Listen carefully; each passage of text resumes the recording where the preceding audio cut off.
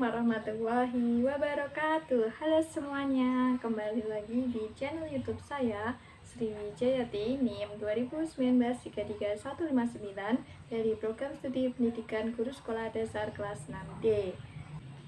Kali ini saya akan menjelaskan perspektif global dari visi ekonomi. Menurut Geraldo Pesiccat pada tahun 1991, ilmu ekonomi adalah suatu ilmu yang mengkaji bagaimana orang dan kelompok-kelompok masyarakat menentukan pilihannya.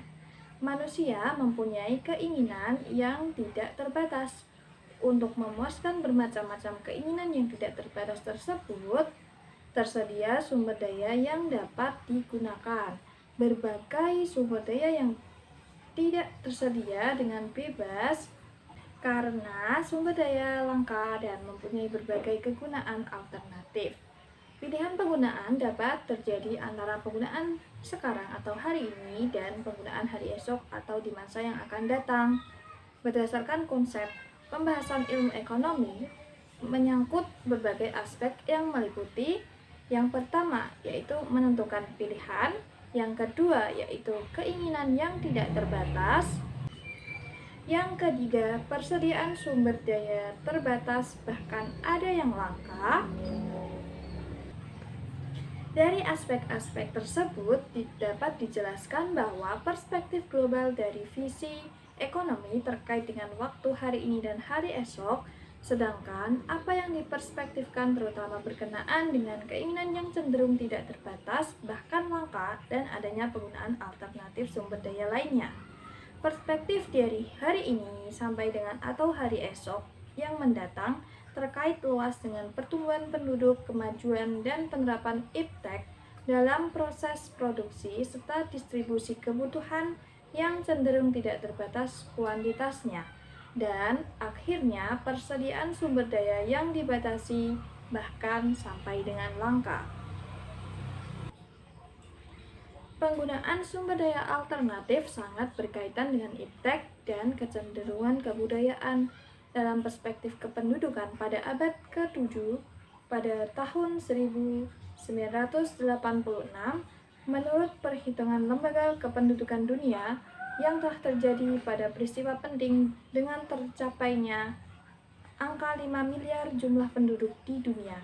Selanjutnya, berdasarkan lembaga yang sama, penduduk dunia bertambah 1 juta tiap 4 atau 5 hari. Berdasarkan perkiraan lebih lanjut, pada tahun 2000, jumlah penduduk ini akan mencapai 8 miliar jiwa. Angka-angka ini menunjukkan betapa cepatnya pertumbuhan penduduk dunia. Dari hal tersebut, menjadi landasan perhitungan pertumbuhan kebutuhan manusia, dan ketidakterbatasan kebutuhan itu tidak semata-mata didasari oleh keinginan yang tidak terbatas, namun juga dilandasi oleh pertumbuhan yang mau tidak mau harus dilayani oleh persediaan dan peningkatan produksi. Setelah mengetahui bahwa dari sekian jenis sumber daya, khususnya sumber daya alam, ada yang terbarukan seperti tumbuh-tumbuhan, hewan, dan yang tidak dapat terbarukan seperti minyak dan gas, serta batu bara. Sumber daya yang sifatnya tidak terbarukan akan habis sekali pakai sehingga persediaannya akan terbatas. Sedangkan di pihak lain, kebutuhan terus meningkat karena pertumbuhan penduduk dan keinginan yang cenderung tidak terbatas, serta kesenjangan bukan bersifat lokal atau regional saja, melainkan telah menjadi masalah global. Di sini dituntut kiat-kiat ekonomi untuk menciptakan keseimbangan antara konsumsi di satu pihak dan konsumsi di lain pihak. Salah satu kiat itu mengenai bagaimana cara kemajuan dan penerapan iptek yang berupaya untuk mencari jalan keluar dari masalah yang telah disebutkan tadi. Dalam kondisi global yang penuh dengan kesenjangan, masalah, dan tantangan baik dari ekonomi, sosial, budaya, politik, serta lingkungan, dan pembinaan akhlak menjadi kunci penyelamat kehidupan dengan lingkungannya. Oleh karena itu, untuk menghadapi perspektif global dari visi ekonomi berupa perekonomian, pasar bebas, beralihnya kawasan ekonomi menjadi maju dari Atlantik ke Pasifik, dan kebangkitan ekonomi Asia Afrika, kita bangsa Indonesia wajib siap mental dengan akhlak yang tinggi.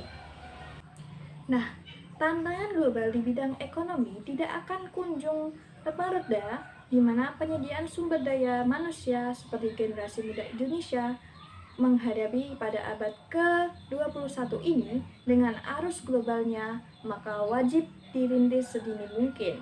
Sikap mental berwira swasta harus menjadi sumber daya manusia yang menantang.